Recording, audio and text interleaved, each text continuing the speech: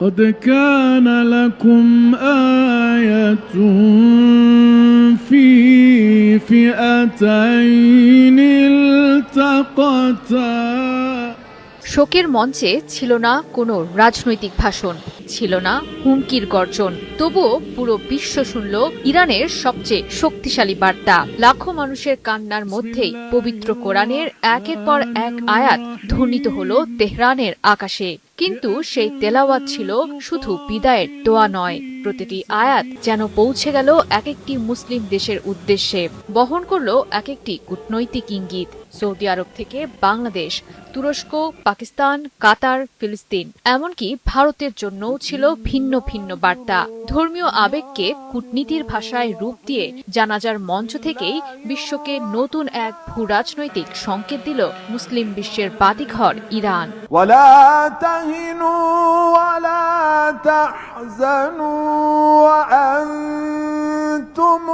ধর্মীয় আবেগকে কূটনৈতিক বার্তায় রূপ দিয়ে বিশ্বকে নতুন এক কৌশলের সঙ্গে পরিচয় করিয়ে দিল তেহরান। আয়াতুল্লাহ আলী খামেনির জানাজা হয়ে উঠল ইরানের জন্য এক নীরব কিন্তু শক্তিশালী কূটনৈতিক মঞ্চ, যেখানে বক্তৃতার পরিবর্তে ব্যবহার করা হয়েছে পবিত্র কোরআনের আয়াত।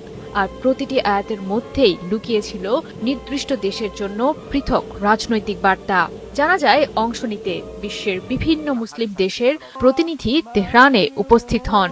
তাদের মধ্যে ছিলেন সৌদি আরবের উপপররাষ্ট্রমন্ত্রী ওয়ালিদ আল খুরাইজির নেতৃত্বাধীন প্রতিনিধি দলও। তারা যখন শহীদ খামেনির প্রতি শেষ শ্রদ্ধা জানাচ্ছিলেন, তখন তেলাওয়াত করা হয় পবিত্র কোরআনের সূরা আল ইমরানের ১৩ নম্বর আয়াত, যে আয়াতে সত্য ও মিথ্যার শক্তির মুখোমুখি অবস্থানের কথা উল্লেখ রয়েছে। বিশ্লেষকদের মতে এই আয়াতের মাধ্যমে ইরান কূটনৈতিক ভাষায় সৌদি আরবকে স্মরণ করিয়ে দিয়েছে অতীতের দ্বন্দ্ব এবং বর্তমান বাস্তবতার কথা। সম্পর্ক উন্নয়নের প্রচেষ্টা চললেও পুরনো রাজনৈতিক হিসাব এখনো শেষ হয়ে যায়নি। সেই ইঙ্গিতও স্পষ্ট ছিল এই নির্বাচন করা আয়াতে। إن في ذلك لعبرة لأولي الأبصار। তুরস্কের প্রতিনিধিদের সামনে তেলাওয়াত করা হয় সংগ্রাম, জিহাদ এবং মুমিনদের মর্যাদা সম্পর্কিত আয়াত। কাতার ও আফগানিস্তানের জন্য পাঠ করা হয় বিজয়ের সুসংবাদের আয়াত।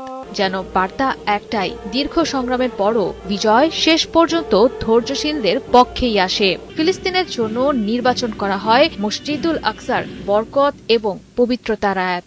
বিশ্লেষকদের মতে এটি শুধু ফিলিস্তিনিদের প্রতি সংহতি নয়, বরং ইসরায়েলের প্রতিও একটি স্পষ্ট